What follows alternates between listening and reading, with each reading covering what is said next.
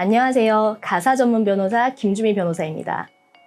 오늘은 이혼 소송 시의 재산 분할에 대해서 얘기를 해보려고 합니다. 여러분, 이혼 소송을 하면서 가장 첨예하게 쟁점이 되는 게 뭐라고 생각하세요?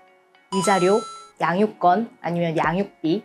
물론 위자료나 양육자 지정, 또 양육비가 주된 쟁점이 되는 경우도 굉장히 많이 있는데, 특히나 이혼할 때 서로 한치의 양보도 없이 싸우게 되는 문제가 바로 이 재산 분할 문제입니다. 결국 돈 문제죠.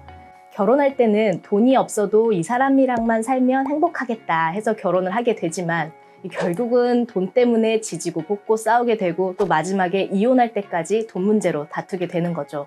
그러면 재산 분할 시에 어떻게 하면 현명하게 미리 대처할 수 있고 또 대응할 수 있는지, 똑똑하게 재산 분할하는 방법이 무엇인지에 대해서 오늘 말씀드려 보려고 합니다. 먼저 재산 분할이란 무엇이냐? 이제는 이미 많은 분들이 재산 분할의 개념에 대해서는 잘 알고 계실 거예요. 이 재산 분할이란 부부가 혼인 공동생활 중에 형성된 재산에 대해서 이 이혼 시에 그 기여도에 따라서 분할 액수와 그 분할의 방법을 정하는 것을 의미합니다. 이혼 시에 한쪽에서 재산 분할 청구를 하면 판사는 혼인 기간 중에 재산을 형성하고 유지하고 또 증식하는 데에 부부 각자가 얼마나 더 기여를 했느냐 하는 이 기여도에 따라서 재산 분할 비율을 정해줍니다. 이 재산 분할 기여도는 혼인 파탄의 책임이 누구한테 더 많이 있느냐 이런 거랑은 전혀 상관이 없고요. 재산의 명의자가 누구냐와도 무관하게 정해지게 됩니다. 아무리 남편이 바람을 피우고 해서 이혼을 하게 됐더라도 그 부동산을 남편이 자기 돈으로 혼자서 다 마련을 해왔었다라고 하면 결국은 남편한테 더 많은 비율로 분할이 될 수 있는 것이고요. 부동산이 부부 공동 명의로 되어 있더라도 아내가 부동산을 마련하는 데에 그 기여한 부분이 더 많다 그러면 똑같이 5대5씩 나눠 가지는 게 아니라 아내에게 더 많은 비율의 지분이 인정이 되기도 합니다. 그리고 혼인 기간 동안 소득 활동을 하지 않은 전업주부라고 하더라도 가사노동 또 육아 등의 이런 내조의 공을 인정을 받아서 최대 50%에서 60%까지도 기여도를 인정받는 경우가 있습니다. 그러면 재산 분할의 대상이 되는 재산이 무엇이냐 하는 게 궁금해지죠. 먼저 고유재산이란 게 있는데요. 재산 분할의 대상이 되는 것은 부부 공동재산이라고 말씀드렸죠. 따라서 부부 한쪽의 특유재산, 즉 배우자가 혼인하기 이전부터 가지고 있거나 부모님한테서 증여 또는 상속을 받은 재산의 경우에는 그 배우자 고유의 재산으로 보아서 분할 대상에서 원칙적으로 제외가 됩니다.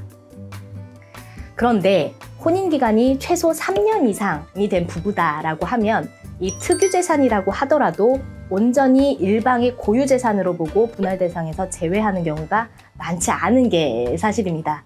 이때는 특유재산이라고 할지라도 그 재산을 유지하고 증식시키는 데에 기여했다는 점을 적극적으로 내가 소명을 해서 최대한 높은 기여도를 인정을 받는 게 중요합니다. 향후에 수령할 퇴직금도 물론 재산 분할의 대상에 포함됩니다.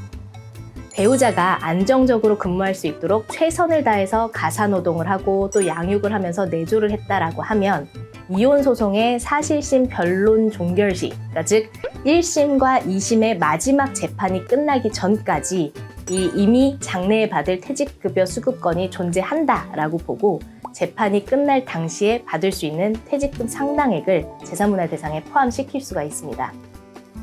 그리고 공무원이신 분들 많죠. 공무원 연금의 경우도 궁금해하시는 경우가 되게 많은데요. 이 퇴직금처럼 공무원 연금도 재산 분할 대상이 됩니다. 다만 여기에는 조건이 있는데요. 먼저 첫 번째로 배우자의 공무원 재직 기간이 10년 이상이 되어서 퇴직연금 수급권자여야 됩니다. 그리고 두 번째로 혼인 기간 중에 배우자의 실종이나 별거나 가출 등의 어떤 이런 사유들로 인해서 실질적인 혼인 관계가 존재하지 않은 기간을 제외하고 혼인 기간이 5년 이상이 되어야 합니다. 이런 조건을 갖추어서 혼인 기간에 따라 분할을 하고 나면 수급권자인 배우자가 65세 이상이 된 때로부터 분할 비율에 따라서 연금을 지급받을 수 있게 됩니다. 이 혼인 기간 중에 발생한 대출 등의 채무도 분할 대상이 되느냐, 이것도 되게 많이 물어보시는데요. 애석하게도 포함이 됩니다. 부부 일방이 도박이나 유흥이나 불륜, 외도 이런 걸 하면서 상대방 모르게 일방적으로 내가 부담을 한 채무가 있다라고 하면 원칙적으로 개인 채무에 해당이 되기 때문에 이건 분할 대상에서 제외가 됩니다. 네, 부부의 일상 가사를 위해서 발생한 채무거나 부부 공동재산을 형성하기 위해서 부담하게 된 채무는 당연히 재산분할의 대상이 됩니다. 이 재산분할을 계산을 할 때 분할 대상이 되는 적극재산에서 채무를 빼고 남은 재산을 각자 기여도에 따라서 분할을 하는데, 적극재산보다 채무가 많아서 채무가 초과가 되었다라고 하면 그 채무를 분할 비율에 따라서 또 각자가 분담을 하게 됩니다. 그러면 이렇게 부부 공동재산이 얼마인가를 확보하는 게 아주 중요한 문제겠죠. 이 상대방 배우자가 어떤 은행 계좌를 사용하고 있는지를 잘 모른다, 어느 금융사에서 얼마를 채무를 받았는지 모른다라고 하는 경우가 굉장히 많이 있는데요. 또 상대방이 계속해서 자기 재산을 숨기고 얘기를 해주지 않는 경우도 많이 있습니다. 이런 경우에 소송을 통해서 배우자의 재산을 합법적으로 알아볼 수 있는 방법들이 있습니다.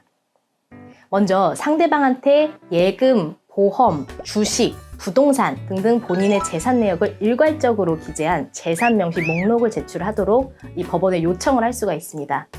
이건 재산 명시 제도라고 하는데요. 제가 이렇게 표를 가지고 왔습니다. 이 재산 목록 표가 이렇게 생겼거든요. 그래서 당사자가 판사님한테 재산 명시 명령을 내려줄 것을 요청을 하거나 판사가 직권으로 1개월 이내에 이런 재산 명시 목록을 제출하도록 명령을 내릴 수가 있습니다. 제출기한 내에 제출을 안 하거나 부실하게 제출을 했다라고 하면 1,000만 원 이하의 과태료 처분을 바로 내려버리는 경우가 있기 때문에 이 기간 내에 투명하게 모두 다 기재를 해서 제출을 해야만 합니다. 이렇게 상대방이 재산 명시 목록을 제출을 했는데 내가 알고 있는 내용과 좀 다르다라거나 이전의 구체적인 거래 내역 등을 더 확인할 필요가 있겠다라고 하면 추가적으로 사실조회 신청을 넣을 수가 있습니다. 먼저 예금, 적금, 보험, 주식, 펀드 이런 경우에는 금융거래 정보 제출 명령 신청을 통해서 확인을 할 수가 있습니다. 금융거래 정보는 혼인 파탄 시점 또는 소송을 제기한 그 시점을 기준으로 해서 역산을 해서 3년치까지의 내역을 신청을 할 수가 있습니다.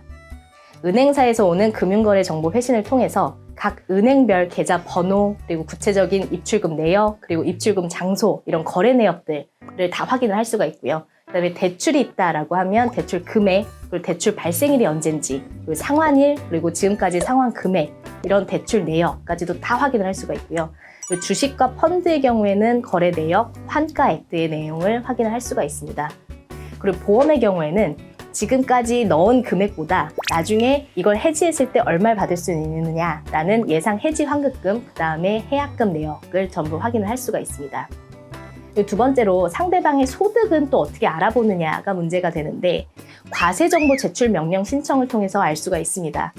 배우자가 회사를 다니면서 일정한 소득을 얻는다라고 하면 월급을 대충은 알 수는 있어도 이 개인 사업자라거나 법인을 운영하고 있다 이러면 이 정확하게 소득이 얼마인지 알 수 없는 경우가 많이 있거든요.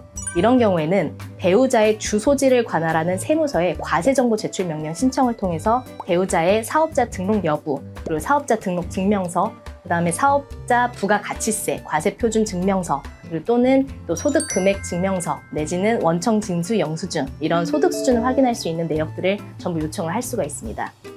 그리고 상대방의 부동산의 경우에는 법원 행정처에 사실조회 신청을 넣어서 현재 보유하고 있는 부동산, 그리고 부동산 거래 내역, 그리고 임차권 내역 일체를 전부 확인을 해볼 수가 있습니다.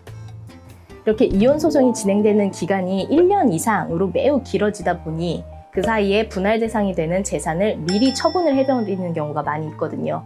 이런 경우를 방지하기 위해서 소송을 진행하기 전 또는 소송을 진행하는 중에 미리 상대방 재산에 가압류 또는 가처분을 해놓을 수가 있습니다.